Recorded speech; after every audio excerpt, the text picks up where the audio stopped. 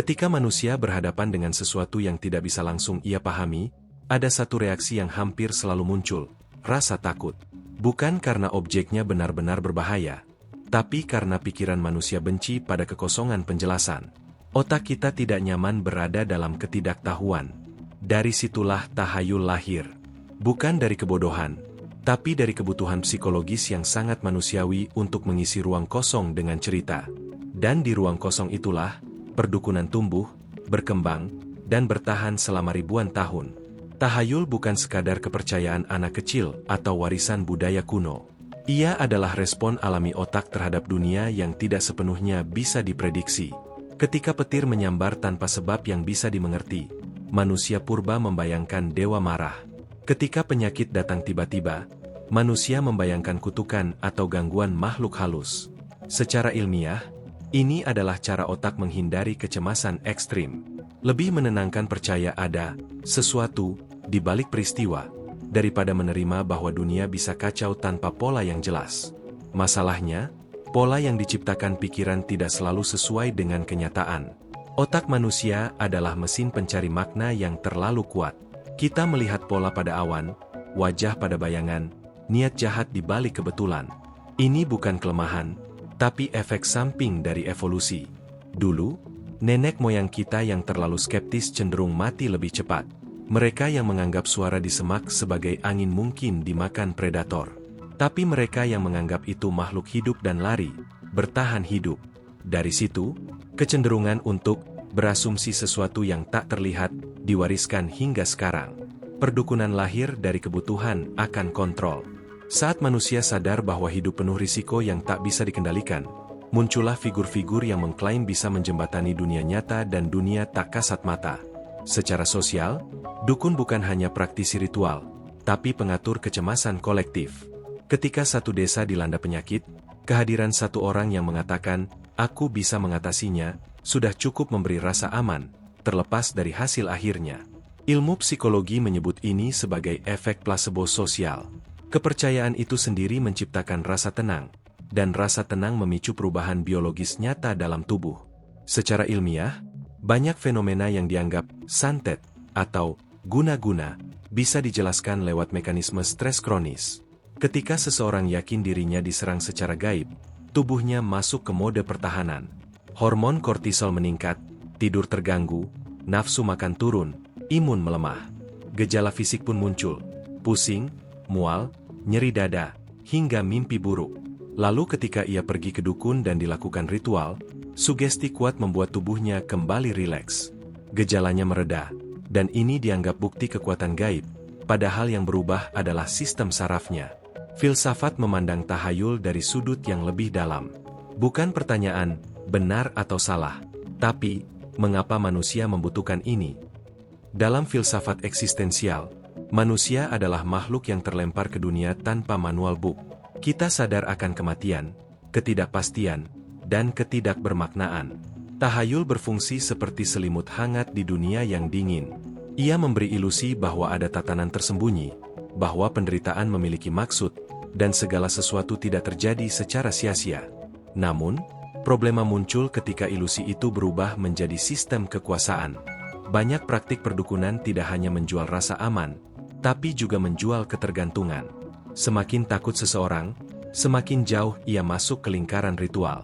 Secara psikologis, ini mirip mekanisme kecanduan. Setiap kali rasa cemas muncul, ia mencari obatnya di luar dirinya. Dalam jangka panjang, ini melemahkan kemampuan berpikir kritis, karena solusi tidak lagi dicari melalui logika, tapi melalui simbol dan ritual. Dalam kacamata neuroscience, ada fenomena lain yang memperkuat tahayul, yaitu bias konfirmasi. Otak hanya menyimpan bukti yang mendukung keyakinan, dan mengabaikan yang bertentangan. Jika seseorang percaya pada kekuatan dukun, 10 kegagalan akan ia lupakan, 1 keberhasilan akan ia glorifikasi. Dari situlah lahir cerita-cerita yang diwariskan dari mulut ke mulut, semakin lama semakin dramatis, dan semakin jauh dari realitas awal. Ilmu fisika memperlihatkan bahwa alam semesta bekerja dengan hukum yang konsisten, bukan oleh kemauan entitas tak terlihat yang bisa dipengaruhi ritual manusia. Gaya gravitasi tidak berubah karena mantra, reaksi kimia tidak menunggu sesajen, dan sel kanker tidak memilih mati karena doa saja.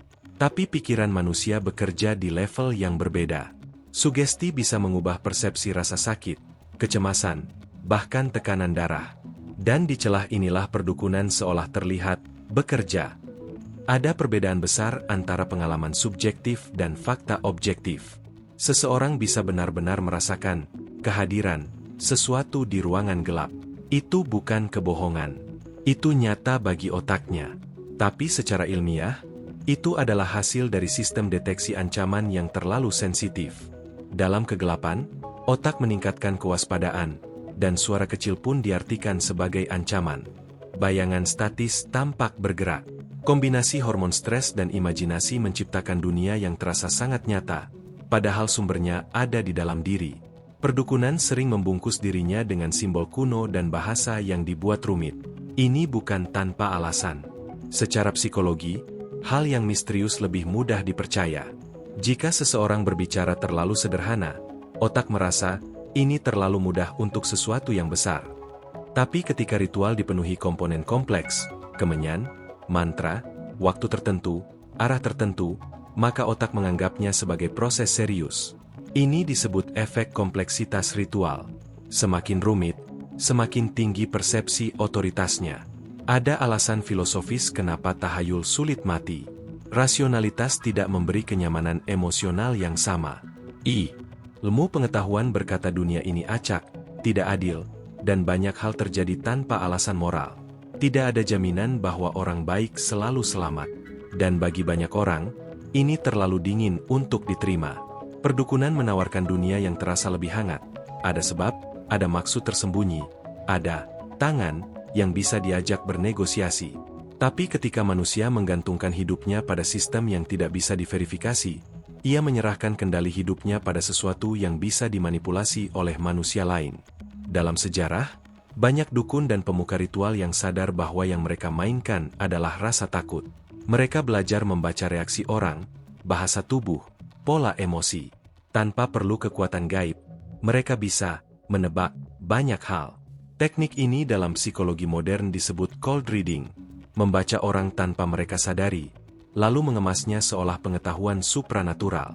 Filsafat ilmu mengajarkan cara membedakan klaim yang bisa diuji dan yang tidak. Jika sebuah klaim selalu lolos dari pengujian dengan alasan, ini bekerja di dimensi lain, atau rahasia yang tidak bisa dibuktikan, maka secara ilmiah ia harus dicurigai. Bukan karena buruk, tapi karena secara struktural ia kebal dari koreksi. Dan sesuatu yang kebal dari koreksi adalah lahan subur untuk manipulasi. Ironisnya, banyak orang yang percaya pada perdukunan sebenarnya bukan karena bodoh, tapi karena putus asa. Ketika dunia medis gagal, ketika ekonomi runtuh, ketika hubungan hancur, manusia mencari celah apapun untuk bertahan. Dalam kondisi seperti itu, logika sering kalah oleh harapan. Dan harapan, bahkan yang rapuh, terasa lebih baik daripada kehampaan total. Tahayul juga dipertahankan oleh budaya. Cerita yang terus diulang sejak kecil tertanam di bawah sadar. Ketika dewasa, walau secara logis seseorang tahu itu tidak masuk akal, secara emosional ia masih terikat. Filsuf menyebut ini sebagai konflik antara rasio dan intuisi. Rasio berkata, ini tidak logis, tapi intuisi berkata, tapi bagaimana jika benar? Dan pertarungan ini jarang dimenangkan sepenuhnya oleh rasio. Jika dilihat dari sudut evolusi budaya, tahayul bertahan bukan karena benar, tapi karena efektif. Ia memberi struktur sosial, menciptakan figur otoritas, dan menyatukan kelompok melalui ritual bersama. Bahkan dalam masyarakat modern, kita masih melihat bentuk tahayul baru dengan bungkus berbeda. Hanya istilahnya yang berubah. Dulu disebut jimat, sekarang disebut energi semesta. Dulu disebut mantra, sekarang disebut affirmation. Strukturnya sama, hanya kemasannya lebih modern. Sains tidak memusuhi pengalaman spiritual, tapi membedakan antara pengalaman personal dan klaim universal. Seseorang bisa merasa hidupnya berubah setelah ritual. Itu valid sebagai pengalaman subjektif. Tapi ketika pengalaman itu dijadikan hukum umum tanpa pembuktian, disitulah masalah muncul. Filsafat menyebutnya sebagai kesalahan kategorisasi, mencampur-adukan dunia dalam pikiran dengan dunia di luar pikiran. Namun, menghancurkan tahayul begitu saja juga tidak realistis. Karena yang harus dihancurkan bukan kepercayaannya, tapi akar psikologisnya. Dan akar itu adalah rasa takut, ketidakpastian, dan kebutuhan akan makna.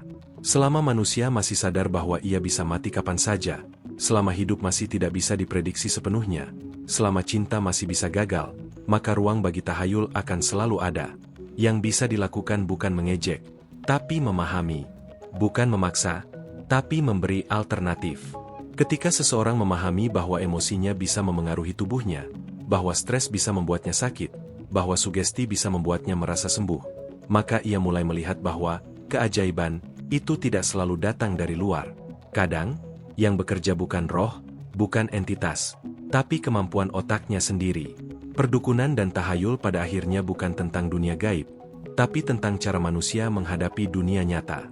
Semakin dunia terasa tak terkendali, semakin kuat ilusi kontrol yang ingin ia pegang. Dan selama manusia masih mencari nyaman dalam ketidakpastian, ritual akan tetap ada, jimat akan tetap digenggam, dan doa-doa akan terus dibisikkan ke ruang yang sunyi. Ilmu pengetahuan tidak merampas keajaiban dari hidup, justru sebaliknya. Ia menunjukkan bahwa di balik hal yang dulu dianggap gaib, ada mekanisme yang lebih elegan. Bahwa rasa takut bisa dijelaskan, sugesti bisa dipahami, dan keajaiban terbesar justru terletak pada otak manusia itu sendiri. Organ kecil yang mampu menciptakan dewa, kutukan, dunia tak terlihat, sekaligus mampu membongkarnya. Dan mungkin disitulah paradoks terbesarnya. Manusia adalah satu-satunya makhluk yang bisa menciptakan penjara dari pikirannya sendiri, lalu juga memiliki kunci untuk membukanya.